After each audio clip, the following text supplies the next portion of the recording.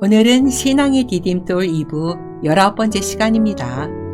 이 시간 술고래와 흡연광에서 복음의 능력으로 민족에게 희망을 주는 겸손한 지도자로 변화된 고당 조만식의 삶을 통해 오늘날 우리에게 주시는 은혜를 나누고자 합니다. 제목: 복음의 능력을 보여준 고당 조만식 선생. 고당 조만식은 1883년 2월 1일 평남 강서군 반성면에서 아버지 조경학과 어머니 김경건의 일남 이녀 중 외아들로 태어났습니다. 그의 아버지 조경학은 평양에서 물산 객주 일을 하는 상인이었는데 학식과 덕을 겸비한 사람이었습니다. 그는 외아들인 조만식의 교육을 위하여 평양으로 이주할 정도였으며 조만식은 6세 때 서당에 들어가 14세까지 한학을 공부했습니다. 14세에 서당 교육을 마친 조만식은 15세 때에 1897년부터 22세가 되던 1904년에 이르기까지 평양의 종로거리에서 함께 서당 공부를 해온 한정교와 포목과 지물 상점을 운영했습니다. 이처럼 어린 나이에 상인이 된 조만식은 사업을 이유로 술을 마시는 일이 많았는데 어느새 술고래와 흡연광으로 불리게 되었습니다. 그렇지만 1904년에 러일 전쟁의 발발로 평양이 위험해지면서 사업을 정리해야겠는데 이 무렵에 그는 기독교 신앙을 받아들이게 되었습니다. 이처럼 조만식이 기독교에 입교하도록 이끈 사람은 어린 시절에 서당 글동무였고 지물 상점을 동업해온 한정교였습니다. 한정교는 조만식에게 예수를 믿고 지식을 새롭게 함으로 열강의 침탈로 어려운 이 나라를 위해 일할 것을 권면했던 것입니다. 조만식은 한정교가 전하는 복음을 받아들이고 술과 담배를 끊었습니다. 그리고 이전에 사귀던 술 친구들과도 절교를 선언한 후 장대현 교회에 출석하기 시작했습니다. 이처럼 기독교에 입교한 조만식은 민족의 장래를 위하여 새로운 학문을 배워야겠다고 다짐하며 1905년 23세에 자신이 버려놓은 사업을 모두 정리하고 중동 과정의 평양 숭실학교에 입학했습니다. 조만식은 여기서 베어드에게 큰 영향을 받았는데 베어드는 평소에 내가 조선에서 전도함은 영혼만을 천당으로 구원하기 위해서가 아니라 금세기에 조선의 민족적 구원을 성취하기 위해서이다 라고 말했습니다.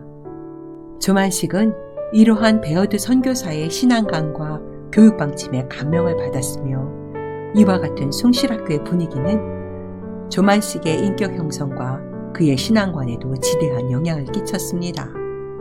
1908년 3월 조만식은 숭실학교를 졸업하고 그해 6월에는 일본으로 유학하여 영어, 수학, 법학 등을 공부했습니다. 조만식은 일본에서 유학하면서 동경 YMCA를 중심으로 기독교 유학생을 위한 한인교회를 개척했으며 기독교 유학생들 사이에 교파 문제로 불거진 분열을 막고자 노력했습니다. 그 당시 한인교회의 신자 대부분이 장로교 계통이어서 장로교 형식으로 예배를 드리던 교회에 감리교 출신 유학생이 늘어나면서 장로교와 감리교로 나뉘어 각기 따로 예배를 드리기 시작했던 것입니다. 조만식은 이 모습을 보면서 나라를 빼앗은 일본에 와서까지도 한인교회가 분열하는 것에 울분하며 1911년 양측 교파의 유학생 기독교인들을 모으고 함께 연합 예배를 드릴 것을 설득했습니다. 이처럼 그는 유학생들에게 민족의 단결을 강조하면서 국내 출신을 지방별로 나누며 서북노민이 기호노민이 하면서 상호간에 비하하는 망국적인 지방주의를 버리자고 역설했습니다. 그래서 그는 고향을 묻지 말자라는 실제적인 제안을 하면서 기독교 유학생을 통합시키고자 했던 것입니다. 조만식은 1913년 3월 유학을 마치고 고국으로 떠나면서 거듭 다음과 같은 호소를 남겼습니다. 고향을 묻지 말고 일합시다. 우리가 고국에 돌아가게 되면 피차 고향을 묻지 말고 일합시다. 인화와 단결이야말로 국권을 회복하는 과정에서뿐만 아니라 나라가 독립했을 경우에도 마찬가지로 중요한 것입니다. 유학을 마치고 1913년 3월에 조선에 돌아온 조만식은 오산학교 교사로 초빙되었고 2년 후에는 교장이 되었습니다. 그런데 그는 학교에서 교사로, 교장으로, 교목으로, 사감으로, 사환으로 1인 5역을 감당했는데 학생들과 함께 동고동락하면서 몸소 모범을 보이는 겸손한 스승이 되었습니다. 이러한 모습은 섬기는 교회에서도 마찬가지였습니다.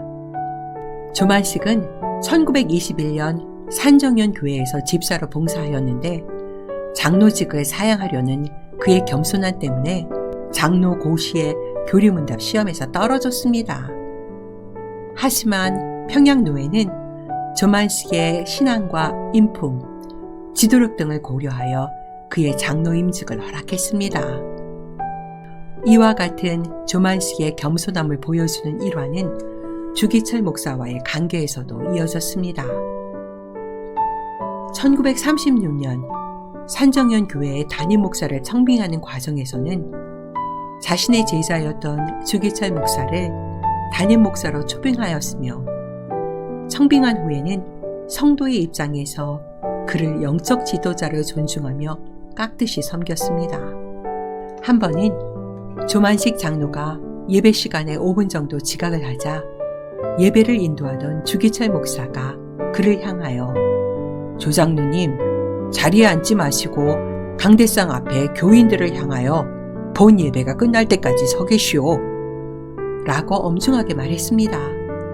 그러자 그는 순종하여 침착하게 강대상 앞으로 걸어나가 교인들을 향하여 기도하는 자세로 눈을 감고 1시간 반 동안 꼼짝 않고 예배를 드렸습니다. 이 같은 순종적인 모습은 조만식 선생의 겸손한 인품과 인격을 엿볼 수 있습니다. 성도 여러분, 우리는 이 시간 고당 조만식 선생의 삶에서 지극히 작은 부분을 함께 나누었습니다. 특별히 이 시간 나누고자 하는 은혜는 예수 그리스도의 복음이 한 사람을 변화시키고 그 사람을 통하여 우리 민족이 소망의 끈을 유지할 수 있었다는 것입니다. 술고래와 흡연광이었던 고당이 복음을 통해서 새로워졌을 때 그는 예수 그리스도의 겸손과 희생으로 민족을 새롭게 변화시키는 희망이 되었습니다. 우리에게 복음은 무엇입니까? 여전히 버리지 못하는 과거의 습관이나 술과 담배보다 못한 액세서리입니까? 아니면 우리가 눈물과 땀 그리고 피를 흘리기까지 살아내야 할 능력입니까? 성경은 우리에게 피를 흘리기까지 죄와 싸우라고 말씀하십니다. 간절히 소망하기는 어제와 별 차이 없는 오늘이 아니라 복음을 통하여 미래에서 다가오는 새로운 날이 될 수 있는 오늘을 경험해 보시기 바랍니다.